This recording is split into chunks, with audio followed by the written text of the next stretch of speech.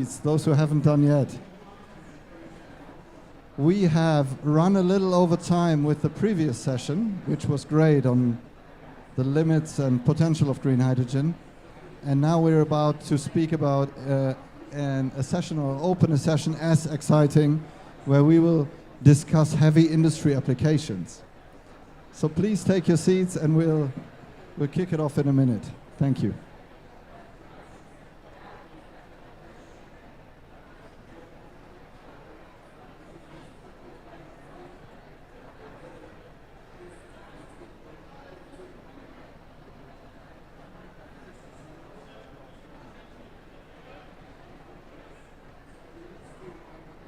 People still coming in.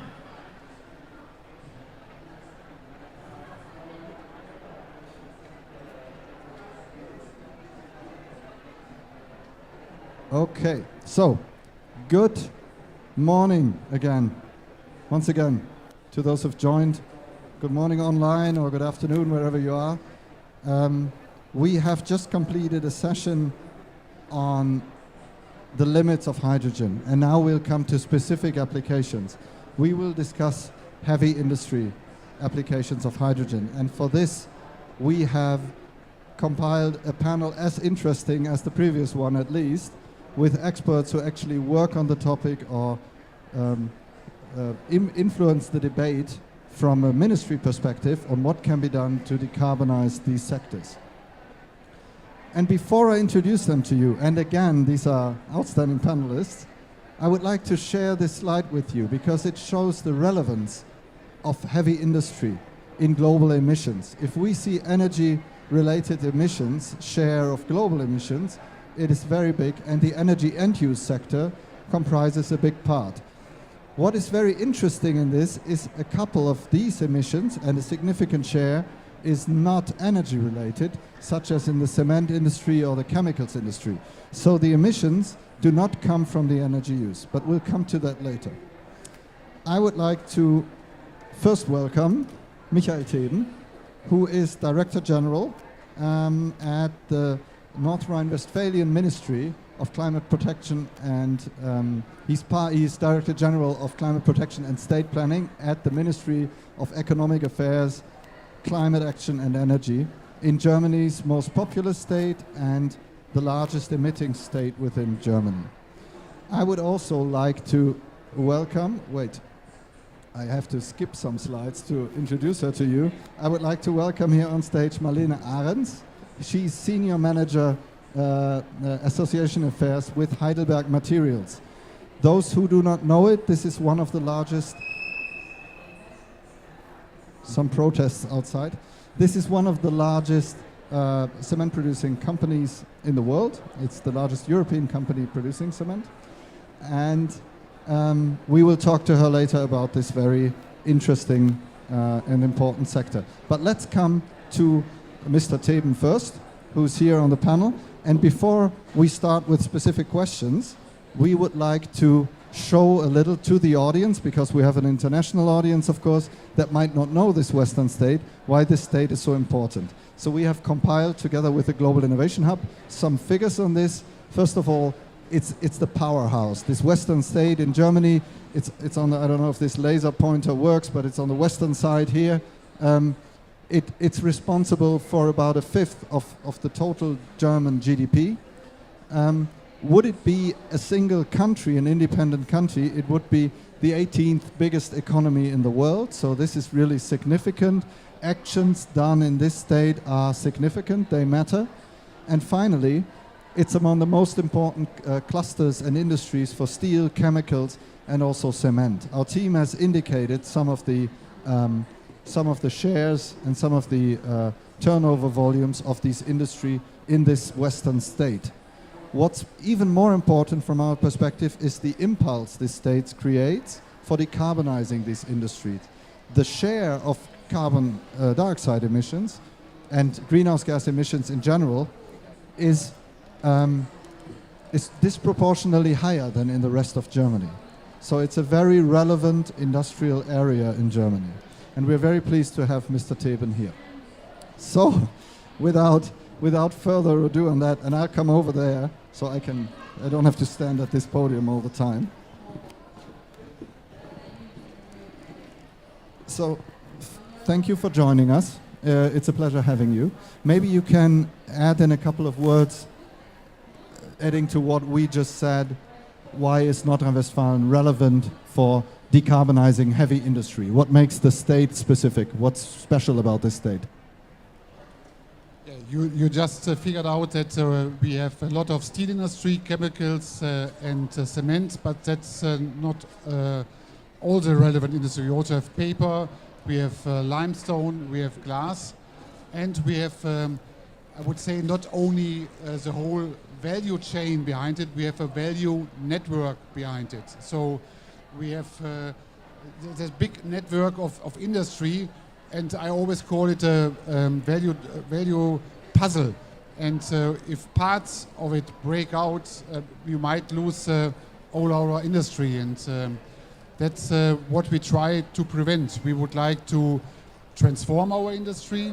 We would like to get it climate neutral because there are two possibilities. Either we get rid of the industry or industrial sector, or we do the transformation and survive and be successful.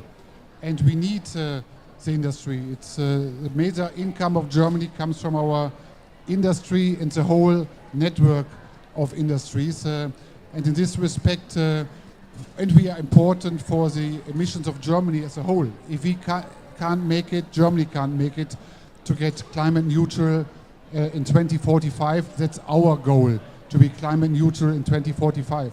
Now you mentioned a point that's critical also for a lot of observers, also audience that might be joining us internationally, which is meeting climate targets that need to be ambitious while not harming the domestic industry too much. This is a challenge posed to many industrialized countries.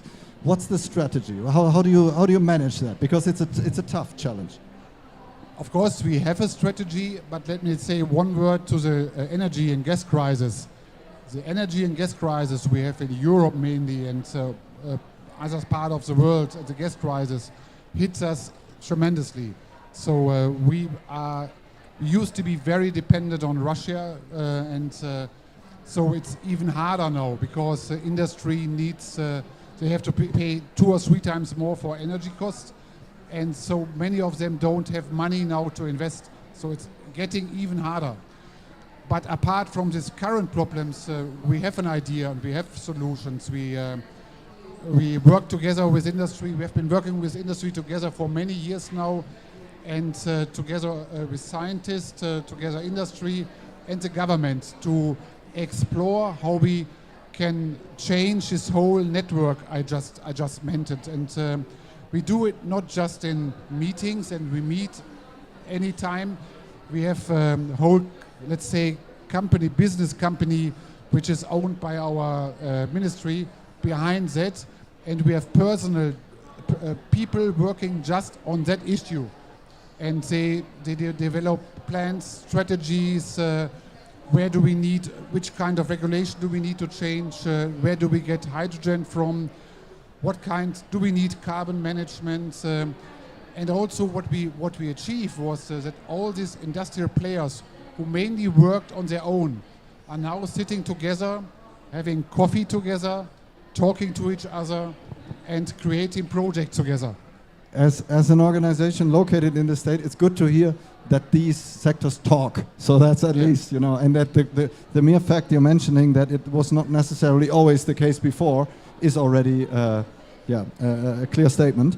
But now hydrogen will play a big role, because the topic of today is not just the heavy industries, it's in particular hydrogen. Okay. And the state government has done a strong decision on this. Maybe you can add a couple of details. We spoke about decarbonizing steel in this context. Okay. Which is an approach, because having such a strong industry in the state and a lot of jobs depending on it, how does your government, so to say, try to it's not yours, but how do you try to manage that puzzle? Okay. So to even make it more complicated, it's not, we don't have enough renewable energies. in North Rhine-Westphalia and in Germany. And that's a big problem. So we can't produce our energy on our own, and we don't have enough renewables to produce hydrogen. Therefore, we depend on the world market. We have, on the other hand, one advantage. We are very close to the North Sea, to the harbors, and we have a very good pipeline network all over Europe. And many of the pipelines are still used with gas, with natural gas, but it's quite easy to change them into hydrogen pipelines. So there has been some projects on that, and 90% of the existing grid we can use also for hydrogen. And since we are connected with these pipelines directly to the harbors in Germany, but also in Belgium, Antwerp, Rotterdam, and the Netherlands, as soon as hydrogen enters the harbor in Rotterdam, we also have the hydrogen. So there will be one price, at least at the beginning, in the northwest of Europe. And of course, we try to use as much as possible from our own renewables, and of course, we have the ambition to expand renewables, but still we need 90% of the hydrogen needs to be imported, and 10% of hydrogen and PTL will be produced in North Rhine-Westphalia itself. Thank you for this overview, and I would like to kindly ask somebody of my team to bring my speaker cards, because I'm going off. We have prepared, a couple of things on North Rhine-Westphalia, of course, and that would be kind. Plus the clicker, because at that point, before coming back to some challenges in North Rhine-Westphalia, I would like to add our second speaker, Marlene, or introduce her, and I also need the clicker for that, right? I would like to add an industry that's strong in the state where Mr. Theben's ministry is in North Rhine-Westphalia, which is cement. And you all know we've discussed the pure emissions by hydrogen in the previous sessions. They are massive, 90%, 90 million tons a year, a large share of emissions, but cement is even much more. And that's not blaming here, but that's just saying and briefly describing how tough the challenge is. So if we could have the slides back on, that would be really nice, because before speaking to, there she is, before speaking to Marlene, we would like to draw or call to your attention once again how tough the process is to decarbonize. And there's more people waiting outside. Please come in. There's plenty of chairs. And this is, and Marlene knows this way better than I, or than we, the largest share of cement emissions does not come from burning the fuel. The largest share comes from releasing the carbon dioxide from the limestone. We'll have more on this week, and you'll add some thoughts on this, but a big part also comes from using the fuel. And if we look at the fuel, and that's an excerpt of a graph we've prepared with the Global Innovation Hub, you can see that it's very hard to replace the fossil fuels in heating up the process in the calcination. But coming back to what Marlene is doing in this field, I would first of all like to welcome you and thank you for being on this panel, and then ask a specific questions. Has your company ever experimented with hydrogen? Do you have experience trying to use hydrogen for such a process? Yeah, thank you. Thank you very much for the invitation. I'm very happy to be here and to present Heidelberg Materials. Maybe as a brief introduction, Heidelberg Materials was formerly Heidelberg Cement. We just got a new brand a couple of weeks ago, and although we have changed our name from Heidelberg Cement into Heidelberg Materials, we are still the second largest cement producer in the world. And we recognize this challenge, and we are also committed to provide carbon neutral concrete by 2050 for our entire company. And we have operations in Europe. We also have operations in the US and in India and Indonesia, in Asia, and also in Africa. So this is a big challenge, but our board is very committed to carbon neutrality, and we are working on the solutions how to get this done. Hydrogen is one part of it. And then I know this is a panel on hydrogen, so hydrogen is also one part of the solution, and we tried it in our operations in the UK. So we ran one of our sites for a couple of time, not too long actually, on pure hydrogen, and we were able to run this process without any CO2 emissions from the energy part, not from the resources, but it was successful, and we are very optimistic that this technology we can use in the future. Although there are of course some challenges attached to hydrogen, like corrosion, water production, and whatever. It's a challenging gas for us, but from a technology perspective, we are very confident that we can use hydrogen as a replacement for fossil fuels in the cement production. Thank you. And you already mentioned it's not the silver bullet. I mean, it's hard to implement it in the cement process, correct? Well, it's of course it's a difference, because at the moment we mostly use solid fuels, and we have some natural gas as well, but only for booster processes. And we know how to use hydrogen, but our large energy carriers are fossil fuels and not a gas, so that's the main difference. And then of course the challenge with hydrogen, but we are very optimistic that this works well. Now talking about, and I would also like to ask Mr. Theben to join in this debate again, talking about prioritizing hydrogen, be it in a state where you build up a hydrogen strategy, Nordrhein-Westfalen is doing a lot of that, or being it from an industry's perspective. We have discussed this earlier today and also yesterday a little bit. There are probably other industries who should get the scarce hydrogen first, or what's your view on this? Yeah, indeed. So as the cement sector, and you showed it very clearly, the key CO2 emissions from cement production stem from the limestone that we are using, and there is no substitute to limestone worldwide. There are of course some alternatives to limestone, but that are not available and that are not costly, that are not cost competitive. So we use, for cement production, we use limestone, and the CO2 is already embedded in the limestone. So always when we use limestone as a resource, CO2 emissions will appear, and these cannot be tackled with hydrogen, of course. So hydrogen is just the energy part of it.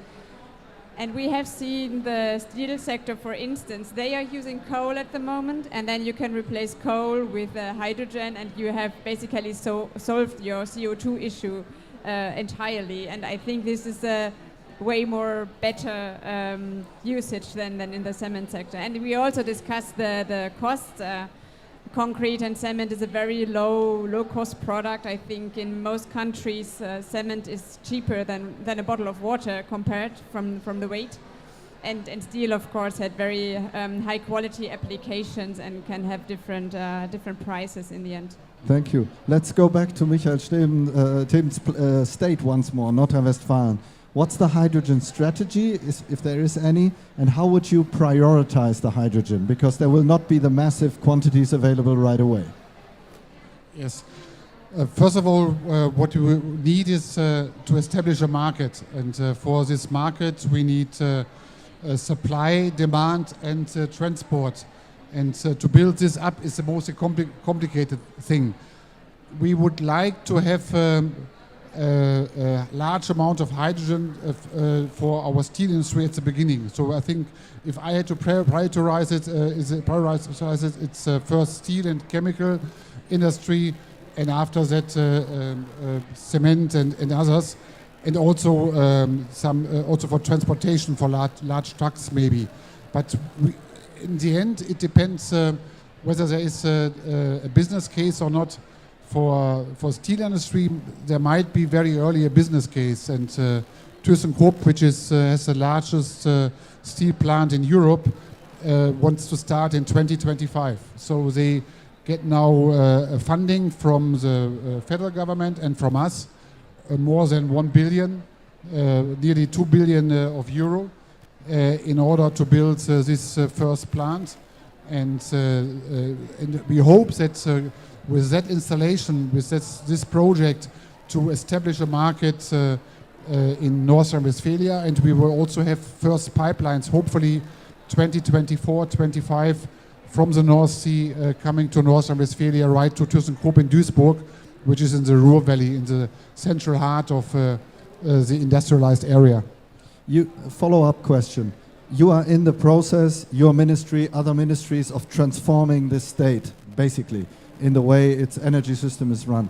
And this is a challenge many other representatives here at COP from other countries, other regions have as well. Your experience, what would facilitate your work? What would make this work easier? Which kind of understanding, support, maybe collaboration of industry and private and union actors or so? If you had, again, maybe you saw the end of last session, if you had 3 wishes, what would they be to make your life easier? Yeah, life in the EU can be very helpful, and life in the EU can be very complicated. It's helpful because many states want to have the same problems, face the same problems, and they work out what would be the solution for this. On the other hand, it's quite hard to establish regulation, standardization with the EU. In the end, it will help us, but at the beginning it's quite hard. But to answer your question, I would like to come back what I told you right at the beginning. I think it's extremely important to have this cooperation between industry, government and science to follow the right track and to have an idea where are we going. And as regards hydrogen, soon after that or parallel, you need to set up a regulatory framework, because without a regulatory framework, it won't work in a globalized world. You need standardization for hydrogen. You have to have a market for hydrogen, which will be worldwide. You have to do things like H2 Global. So if you don't know it, it's a double auction system where one foundation buys the hydrogen and sells it and tries to balance the market. I think this is needed, cooperation and an idea how can I establish a market and how can I get a regulatory framework. Thank you. Marlene, if I may ask you, say in the future, best case, 25 years, there's abundant cheap hydrogen. So you could solve, I'll go back one slide or forward one slide, you could solve the problem of the calcination fuel by hydrogen. What else would you need just to complete the picture? We were talking about it previously. Because this is something also in Michael Theben's challenge and his ministry, people who are here, it's about decarbonizing all industries, and all the regions present will have to do that. So in cement, what's your wishes besides cheap hydrogen? Yeah, thank you very much, Peter, for this question. So I think my role here on this panel is to clearly highlight that hydrogen for the cement sector is not the solution we want. We need, we have the process emissions. These cannot be tackled with hydrogen, so therefore we need CCS, carbon capture and storage or usage. Or we also can recycle our concrete more. We are developing this technology as well. But hydrogen is not the big solution for the cement sector like for the steel industry or maybe for the chemical sector. Which are the solutions? Yeah, the solutions I just to clearly state it is it's carbon capture and storage, a topic not too popular in Germany, but it's picking up again. And I think also the European Commission is now recognizing that we need CCS. We had a try of CCS, I think almost a decade ago with steel and coal-fired power plants. It did not work out well. But now it's recognized that we need CCS for those unavoidable emissions, like from the steel industry, from the cement sector, or from lime and some other processes. But for these unavoidable CO2 emissions, we need CCS, and therefore we need infrastructure. And we also need this global playing field. We need a carbon price and all these things that have been mentioned quite a lot of times already. We have a hand going up by Michael Theben. You want to add something? Go ahead. Yes, because we consider carbon management also as an important issue. And by the way, we have also a carbon management strategy established in North Rhine-Westphalia. There is an English summary available. So if you are interested in carbon management, please look in the net and you will find this carbon management strategy. Our strategy is a little bit more hierarchized, more complicated. So we start First, we need decarbonization in the industry. So where can we avoid carbon? For example, you can avoid carbon in the glass industry with putting in other materials. Then after that, defossilization, so using biomass, for example, instead of fossil fuels. Next step would be to use a economy. We have projects in North Rhine-Westphalia where, for example, we recycle steel and alloy, but not put everything together. We collect it in 100 different sorts of steel to be able to have high-value steel recycled and put everything together. And after recycling, you can consider to use your carbon. We need carbon in North Rhine-Westphalia. We have a chemical industry. Carbon is a material which you can use to produce methanol or ammonia or other things. And in the end, if you can't get rid of your carbon, then I think CCS is an important problem solution. Yeah. Thank you. Very important. Now, everybody, because we were asked for the slides after the last session and also about this session, we will make them available through the Global Innovation Hub and FCA, our organization, afterwards. And we would also like to link the carbon strategy as an example, maybe documents from your side. We have something for you now, which is I need to change places again because I need to play a video before introducing our next speaker. And what we would like to show you is a specific example of a company or of an industry that's hard to abate or that's hard to be switched to hydrogen. Because in the debate here on hydrogen, we mentioned it this morning, it's oftentimes, hey, let's all go hydrogen, it will work. So I would like to show you, or we would like to show you, a process that's just an example process of high temperature heat, large work pieces that need to be worked on. This is from a producer of open die forgings, who also producing a lot of seamlessly rolled rings, massive work pieces, up to 35 tons, that need to be heated up with more than 1,200 degrees Celsius. And for this process is usually not done with hydrogen. So can such a process switch to hydrogen? Can we switch it like this? These are very high energy intensive industries. And with this, I would like to introduce our next speaker. He's joining us virtually for some short questions before coming back to Marlene and Michael Theben afterwards. And they are also producing a lot for the renewable industries. And I would like to ask our team to open the Teams call, where I hope we will be meeting Roman Diederichs, who is managing partner with a company that's best known by its name Dirostahl from Germany. Roman, can you hear us? Yes, thank you for the introduction, Peter. I can hear you well. Where are you right now? And please tell us, just in a sentence more, I already mentioned Dirostahl, producer of open die forgings. Can you add a couple of words on the company and what you're doing and why it is so energy intensive? So sorry for not being at Egypt. I'm just on a seminary on the topic of hydrogen in the city of Essen.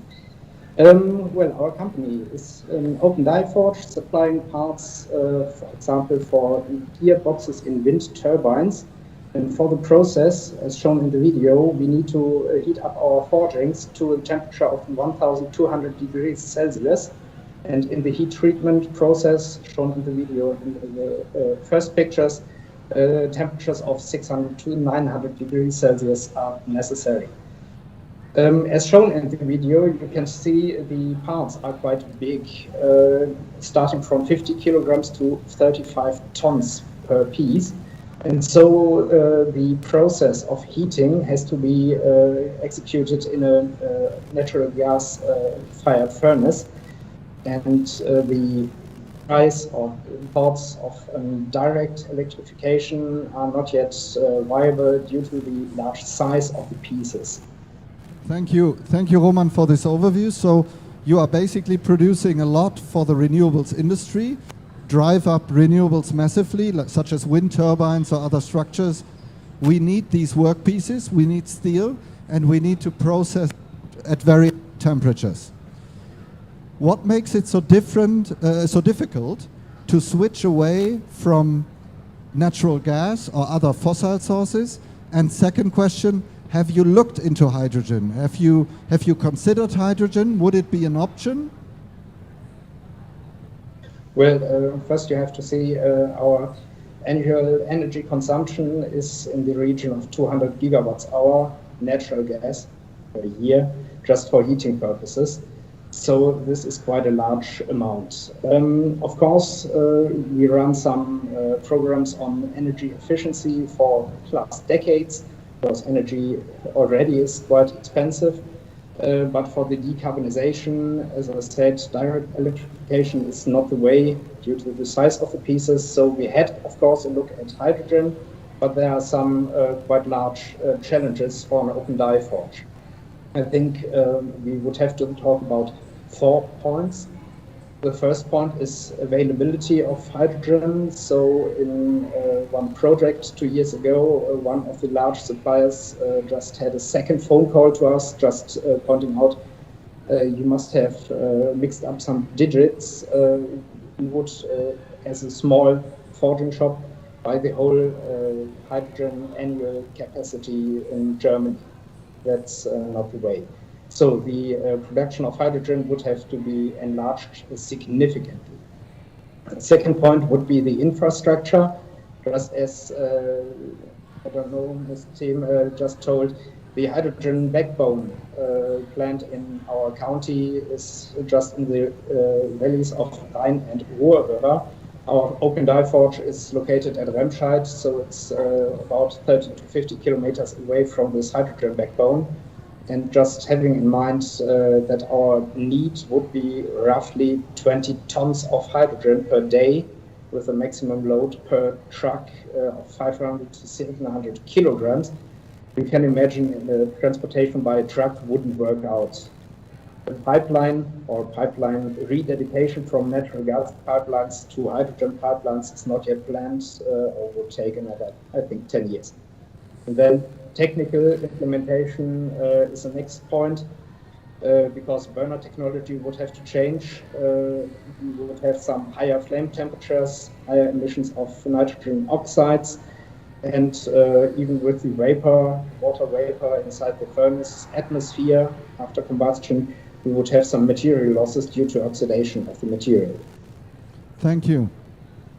Thank you. But the main point, last point, would be the costs of hydrogen, just as pointed out before. The hydrogen would cost roughly 4 to 5 times the price of natural gas.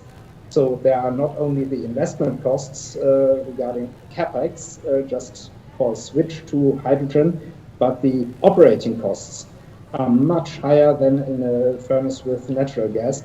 So in a field of international competition, we would have the problem as long as our competitors use natural gas and just offer their products a lot cheaper, most customers wouldn't be willing to pay extra fees for green products. Thank you very much, Roman, for giving this perspective on this. We will continue the discussion here now on the points you mentioned, availability, transport, and the cost side.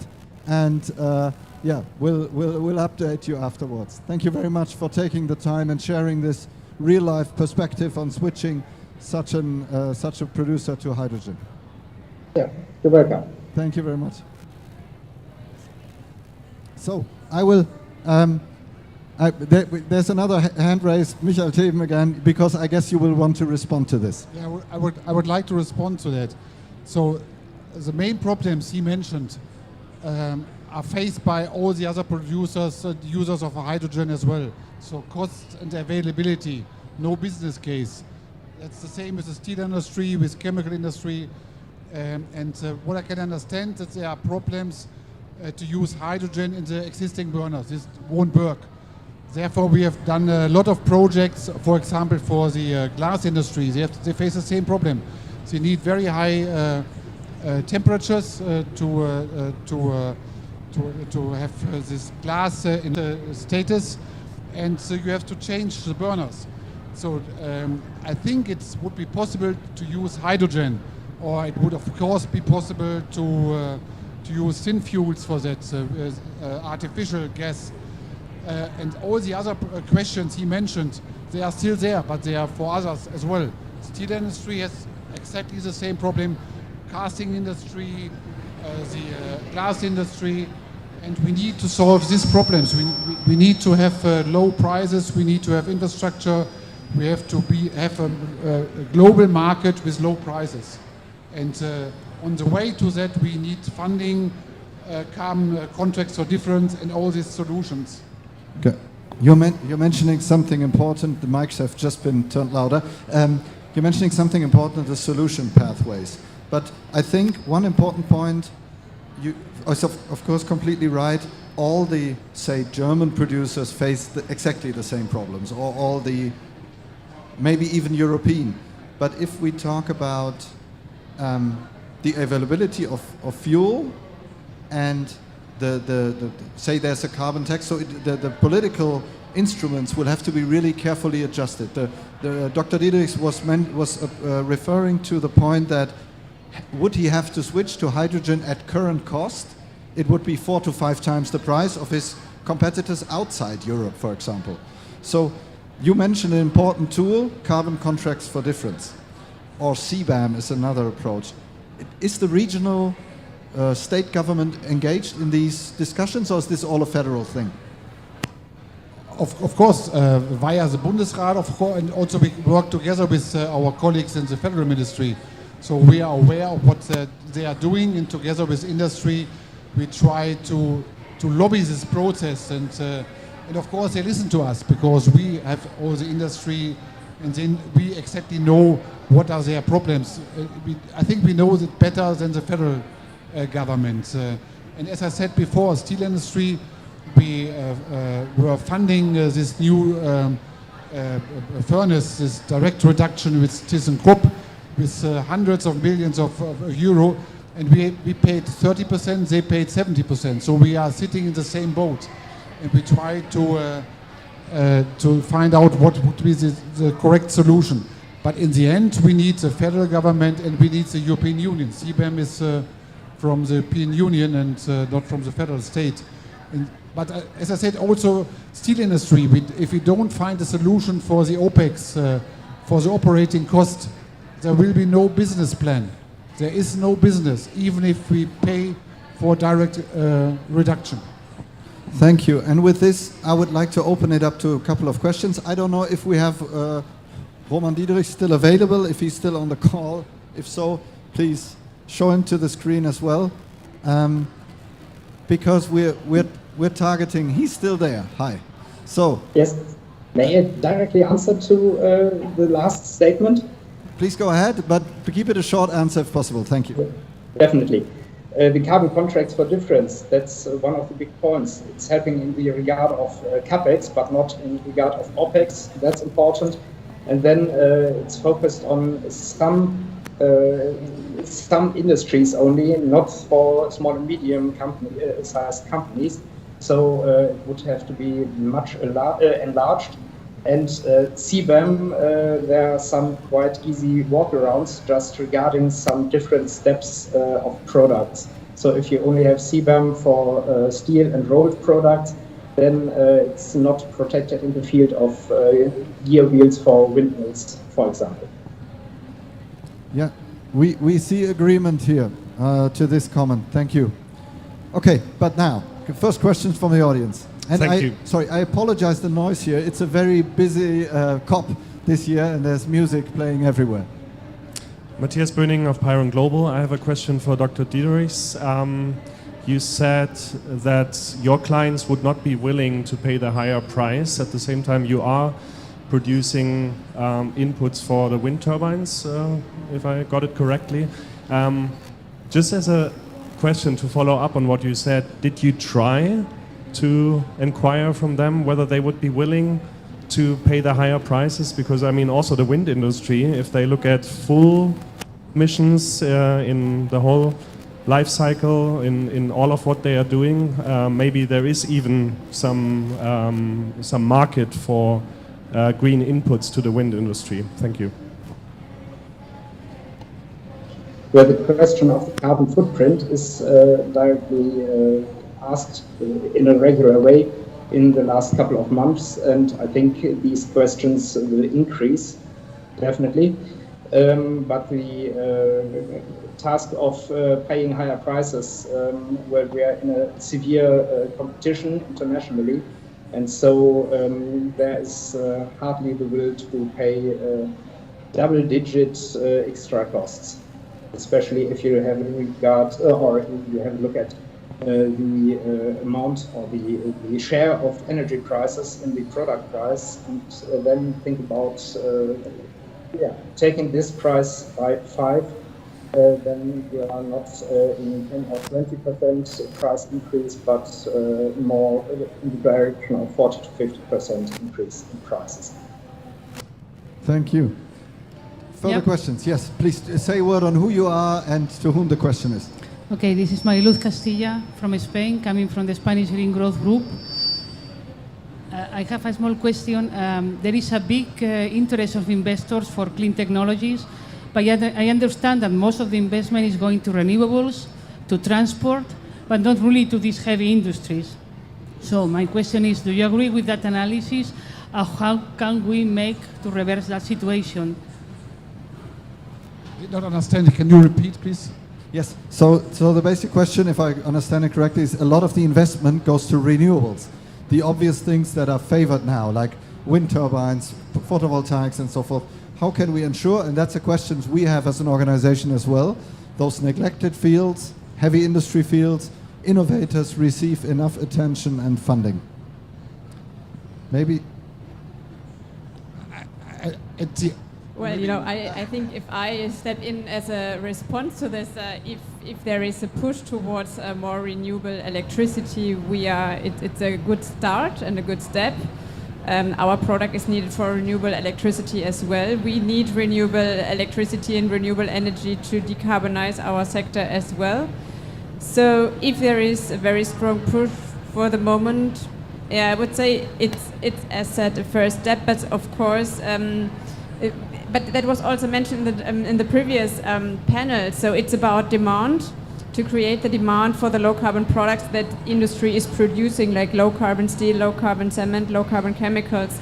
And I think there are good steps towards the creation of this demand. And once there is sufficient demand for the low carbon products, industry is more able to provide these products in the future. So yeah, I think it's a good step, and then second step needs to follow as well. Michael Theben, you want to add?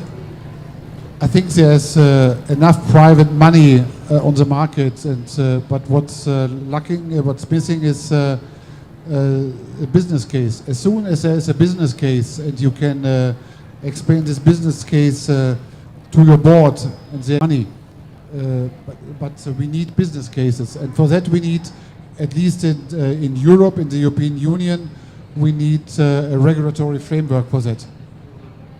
Thank you. Here's another question over there. And as we bring you the microphone, I would like to just notify, we just have a couple of minutes left, and we want to take the last wishes, not the last wishes, but the wish list question to close the session. So please tell us who you are and ask your question. My name is Karl Olsen, and I'm with Eurosolar Netherlands. In these conversations, I find that hydrogen usually takes up all the oxygen in the room in terms of solutions, and I just wanted to put a word in for a high-temperature heat solution using available technologies. It's a combination of power to heat, so electricity, you can use renewable electricity, high-temperature heat with energy storage, and the possibility of transforming it back into electricity. It's under the umbrella of a whole set of solutions that are called Carnot batteries, and they're being developed in Germany by the German Aerospace Agency, DLR. So I wonder if you've looked into that, and yeah, that's my question. Of course, we even finance that project, part of the project, so we know it. But in the end, there was one big energy supplier behind that project as well. He was involved. In the end, this supplier, this company decided to use a battery instead of a Carnot battery and an electric battery. So they told us there's no business case on it, but there is a business case for a battery. Of course, we need the Carnot process, we need heat pumps, and there are many fields where we can use more or less direct electricity. But it's mainly in the field up to 300, 500 Celsius temperature, and it's very hard to use it for cement kilns or for steel industry. So we need it, but not for cement or for chemical industry or for steel industry. I think it is a very good question, but it also brings up a point where I would like to ask our two industry participants to share their view how hard it is, because I know both have been involved in finding electric solutions, for example, but we're talking about extreme temperatures here. So Marlene, would you like to add something? Yeah, I just would like to comment to your question. So our company is committed to provide carbon neutral concrete by 2050 as a whole company, but we are starting to produce carbon neutral concrete by 2024 already, so it's only months to come. And we have a very strict project line of sites which we will transform into carbon neutral cement plants. And the question is not about technologies at the moment, it's about implementation. And we are aware that the technologies we will use in 2050 might be different ones that we are using now, but we need to have technologies now, commercial technologies that we can implement, and then in the longer run, new technologies we will take up, of course. But for the moment, our key issue is implementation and not technology. So, but we keep an eye on all these technologies, of course. Okay, thank you. And Roman, would you like to add just 2 or 3 sentences on your view on electrical solutions? Have you done testing, or has there been any experience? Well, we had one project regarding electric heating of air and just pressing hot air inside our large furnaces. But the energy density is quite too low to heat up large amounts of steel prior to forging. Just keeping in mind that the burner technology has the effect of radiation and convection, whereas only electrically heated air only brings the aspect of convection, but the radiation part is missing, so we cannot really heat up sufficiently the material without igniting or burning natural gas or perhaps hydrogen. Thank you. There was one more question here? No, okay. We've reached the end of our session, but I would still, as in the previous session, like all of our panelists, to add 2 or 3 wishes they would have. And I'm not talking Christmas season, I'm talking rather politicians you run into. Well, you run into politicians often, but so what would make your life easier in the transformation in North Rhine-Westphalia of transforming a globally operating cement producer, or of changing a process that can not so easily be transformed to hydrogen? Who wants to start? Any volunteers? I can start. I'm not sure if I can stick to 3 wishes, but I think what is really crucial is the societal backup of the transition to carbon neutrality. We notice that society and all these young people and older people in government support carbon neutrality, net zero, aligning with the Paris Agreement, and there is a huge momentum at the moment. And this momentum needs to be kept in order to make this transition happen. I think this is a very important first requirement for the transition.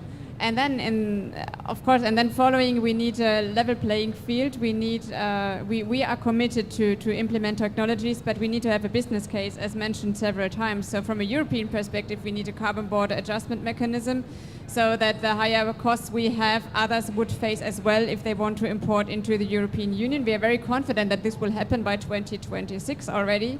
So we need the level playing field. And then, as a third point from our perspective, it's not a hydrogen wish at the moment, it's still a CCS wish. For the shorter term, we need CCS infrastructure and a framework that we can do CCS at our plants and CCU as well. Noted. Number 3, CCS. Yeah. Got it. Michael Theben, would you like to continue? First wish would be to have a clear acceptance in Europe, also with the young people, that industry is needed. Clean industry is needed to have to keep our to get our sovereignty back in Europe, that we are able to produce all the important items we need. And it's not really clear that everybody clearly sees the need for heavy industry. Yeah. Second point, I would like to have as fast as possible a regulatory framework in the European Union as regards standardization of hydrogen, as regards Theben and other things. And the last one would be a Christmas wish. I would like to have peace in Europe, and then things would be much easier. Thank you. Yeah, that's a very, very important one, of course. Roman, would you like to add something on this from a producer's perspective? Well, it's hard to add something after the wish for peace in Europe. That's the uppermost for every one of us.